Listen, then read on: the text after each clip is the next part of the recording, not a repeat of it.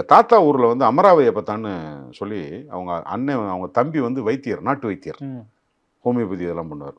அந்த செவரெல்லாம் வந்து பார்த்தீங்கன்னா தாமரை இலையில இட்லி கொடுப்பாங்க. தாமரை இலை. அது வந்து நித்யானந்தம்னு அவங்க தம்பி பையன் ஒருத்தர், அருணாச்சலம், நித்யானந்தம், இன்னொரு பையன் பேர் சின்ன பையன் பேர் மறந்துட்டேன்.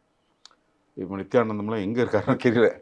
அவங்க தான் அத்தைக்கு வந்து தாமரை இலை பறிச்சுட்டு வருவாங்க. காலையில் போய் குளிச்சுட்டு வரும்போது அத்தைக்கு தாமரை இலை பறிச்சுட்டு வந்து கொடுப்பாங்க. அந்த இட்லி தான் நான் முதல்ல இந்த மாதிரி கடையில் வாங்கி சாப்பிட்டது. எவ்வளோ விலை இருக்கும் ஞாபகம் இருக்கா? இல்லை, அது எப்படின்னா அது எங்கள் அம்மாவோட அம்மா தான் காசு கொடுக்க, எனக்கு அது நினைவில் இல்லை.